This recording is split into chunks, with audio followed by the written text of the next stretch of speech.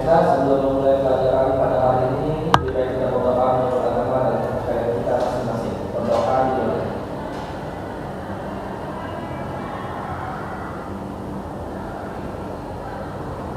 Doa selesai. Oke, terima kasih kepada ketua kelas yang telah memimpin doa. Untuk mengawali pelajaran kita, mungkin Ibu akan mengabsen kalian terlebih dahulu. Khairatun Nisa hadir? Ibu hadir. Muhammad Rezadi? Hadir, Bu. Paula Order Naomi? Hadir, Bu. Oke, hadir semua ya hari ini. Kursinya mungkin bisa dirapikan terlebih dahulu. Rezadi maju dulu. Hadir, Bu. Oke, gimana? Sudah siap untuk belajar kimia hari ini? Siap, Bu. Alhamdulillah. Nah, mungkin masih ingat pelajaran minggu kemarin kita belajar tentang apa? Tentang reaksi redoks. Ya, tentang reaksi redoks. Masih ingat gimana cara menyetarakan reaksi redoks? Ada dua cara, Bu, dengan cara bilox atau bilang oksidasi dan dengan cara setengah reaksi, Bu. Iya, benar sekali ya. Jadi untuk menyetarakan reaksi redoks kita punya dua cara, yaitu dengan bilangan oksidasi dan juga setengah reaksi. Nah, mungkin kalian masih ingat ya tahap-tahap untuk menyetarakan reaksi redoksnya. Untuk sekarang kita akan pelajari tentang masih ada hubungannya tentang reaksi redoks, yaitu tentang sel elektrokimia. Nah, di sini sel elektrokimia itu dibagi menjadi dua, yaitu sel Volta dan sel elektrolisis. Nah, untuk pelajaran kita hari ini kita akan pelajari tentang sel Volta.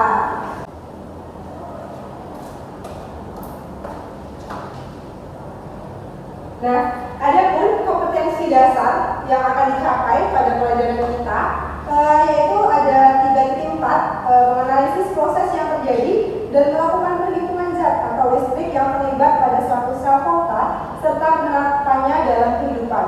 Selanjutnya ada kompetensi dasar 4.4, yaitu merancang sel Volta dengan menggunakan bahan di sekitar. Oke? Itu tadi kompetensi dasar yang akan kita capai. Selanjutnya di sini ada tujuan pembelajaran. Nah, biar nggak ngantuk, Ibu minta tolong kepada anak sekalian untuk membacakan tujuan pembelajaran kita hari ini. Masing-masing kalian baca dulu tujuan pembelajaran kita. Oke, mulai dari siapa? Dari saya, Bu. Oke, jadi silakan. Baiklah, yang pertama yaitu tujuan pembelajarannya, siswa mampu menganalisis susunan sel Volta dan prinsip kerja sel Volta. Yang kedua, siswa mampu menganalisis notasi sel dan respons dalam reaksi. Yang ketiga, itu ada siswa mampu memecahkan perhitungan potensial sel. Kemudian siswa mampu merancang dan melakukan percobaan sel Volta dengan menggunakan bahan yang sekitar. Yang kelima yaitu siswa mampu menyajikan hasil percobaan untuk membuktikan adanya aliran elektron. Yang keenam, siswa mengetahui penerapan sel Volta dalam kehidupan sehari-hari. Oke, sip. Nah, jadi udah tahu kan tujuan pembelajaran kita hari ini itu apa aja. Nah, di sini Ibu punya gambar. Ada yang tahu ini gambar apa? Mobil remote. Nah, iya mobil remote. Siapa yang dulu main mobil remote? Nah, tadi ya. Yang sana nggak ada ya yang main mobil remote. Di sini ada yang tahu nggak kaitannya mobil remote? Mobil remote kok bisa jalan tuh kenapa? Baterai, Bu. Iya, mobil remote itu karena dia bisa berjalan karena ada baterainya. Nah, di sini kan ini ada gambar baterai. Selanjutnya di sini ada gambar aki. Nah, aki biasanya terletak di mana sih? Kendaraan. Ya, di kendaraan. Nah, biasanya aki itu ada pada motor ya. Kenapa kok motor itu harus ada akinya supaya dia bisa bisa berjalan. Kalau misalnya motor nggak ada akinya, dia nggak bakal bisa jalan, ya kan? Pasti nggak bisa lah, dia bisa banyak muter kalau kita dorong tadi dia nggak bisa berjalan, oke? Nah, di sini punya pertanyaan. Bagaimana sih baterai dan aki itu bisa menghasilkan listrik secara spontan sehingga remote tadi itu dapat menggerakkan mobil mainan. Selanjutnya yang kedua itu bagaimana aki yang digunakan pada kendaraan motor itu bisa menggerakkan motor. Nah, untuk mengetahui jawaban dari pertanyaan ini, Ibu akan menanyakan sebuah video yang bisa kalian lihat di sini. Silakan kalian tonton video yang Ibu tanyakan.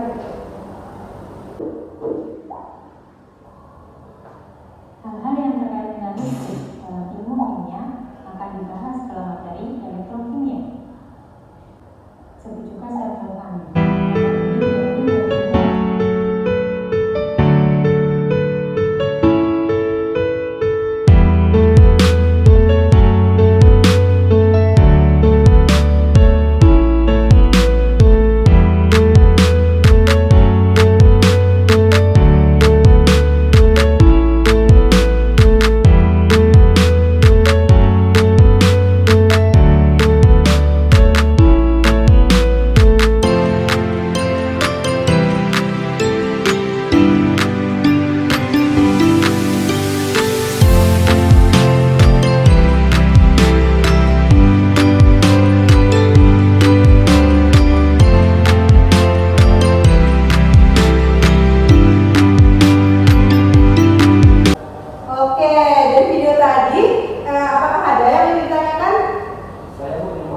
Ya, silakan Rizadi.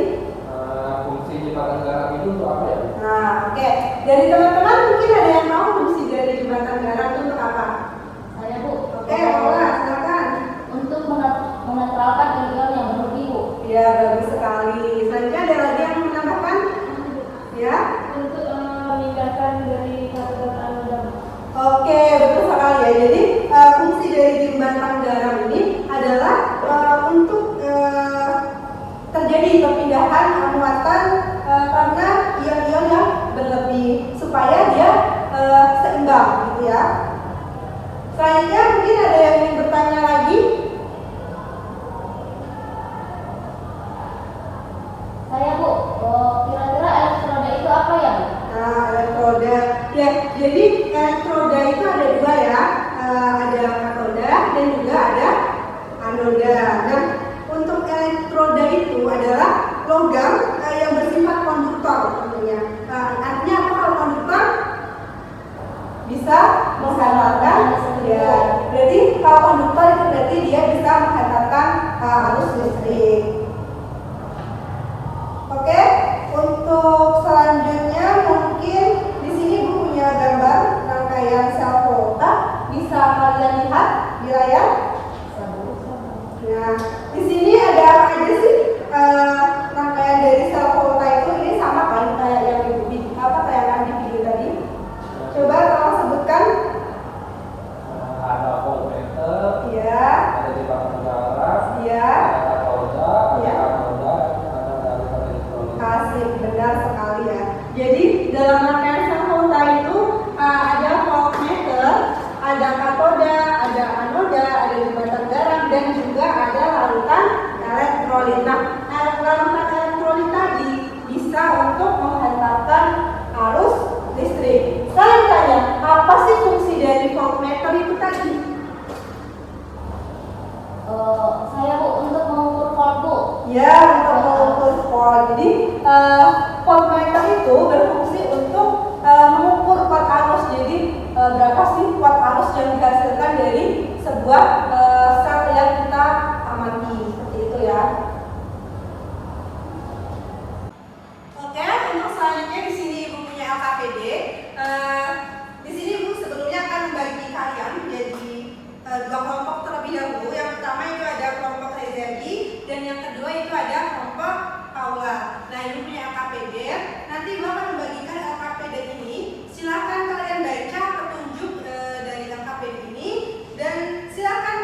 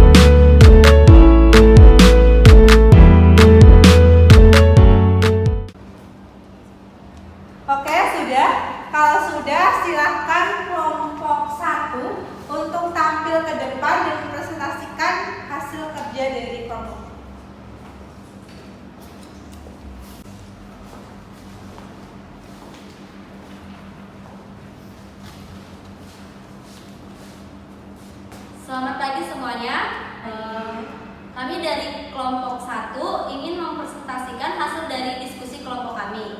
Yang pertama yaitu, adapun hasil pengamatan dari kelompok kami yaitu buah yang digunakan tadi itu adalah jeruk nipis, di mana di dalam jeruk nipis juga kami menggunakan paku. Paku itu bertindak sebagai anoda, dan yang bertindak sebagai logam katodanya yaitu koin. Nah, kami mendapatkan pengamatan bahwa ketika paku dan logam itu ditancapkan kepada jeruk nipis dan digabungkan menggunakan kabel penjepit buaya, itu lampunya hidup. Adapun gambar rangkaian sel volta dari buah-buahan yang percobaan yang telah dibuat itu adalah sebagai berikut. Bisa diperhatikan ya teman-teman, ini sebagai gambar dari rangkaian sel volta. Selanjutnya yaitu berdasarkan percobaan yang telah dilakukan juga, logam yang bertindak sebagai anoda itu adalah paku, dan logam yang bertindak sebagai katoda itu adalah koin logam. Nah, selanjutnya jelaskan apa yang terjadi pada anoda dan katoda dalam rangkaian pada percobaan baterai buah sebagai aplikasi sel volta. Anoda dan katoda dapat menghantarkan arus listrik dengan adanya kabel yang dihubungkan dengan penjepit buaya. Yang berikutnya adalah tuliskan notasi sel atau lambang sel dari percobaan sel volta. Notasi selnya di katoda yaitu Cu2+ ditambah 2 elektron menghasilkan Cu. Yang selanjutnya notasi sel di anoda yaitu Fe menghasilkan Fe2+ ditambah 2 elektron.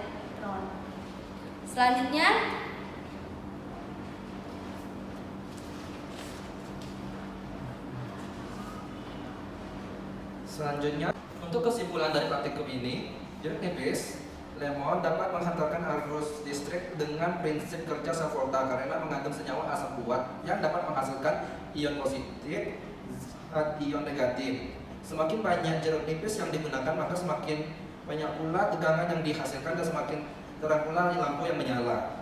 Energi listrik yang dihasilkan oleh jeruk nipis semakin lama akan semakin berkurang karena ion-ion dalam larutan elektrolitnya dengan semakin berkurang.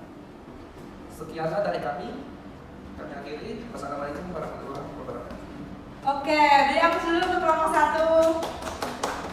Nah, itu tadi adalah presentasi dari kelompok 1. Nah, dari teman-teman, apakah ada yang ingin bertanya?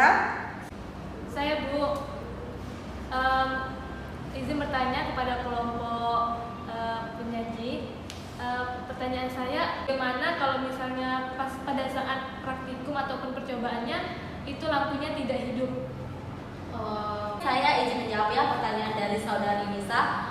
Menurut kelompok kami itu mungkin ada disebabkan beberapa faktor. Yang pertama mungkin karena lampu yang digunakan itu terlalu besar, sehingga buat arus atau dari asap itu tidak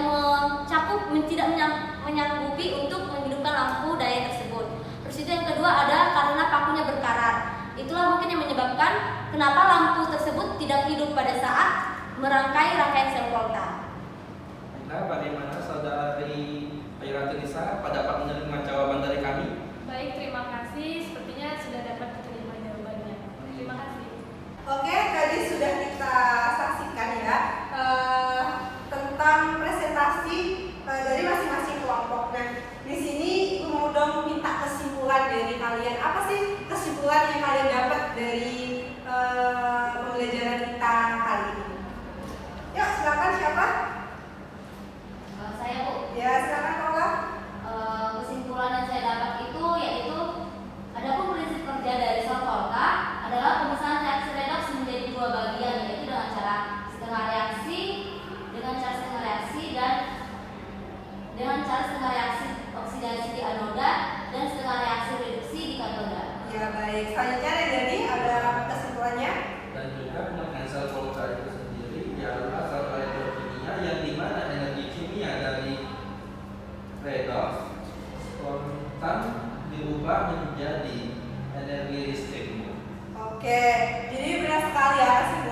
kalian berikan tadi. Mungkin kita beri hapus dulu untuk semangat kalian hari ini.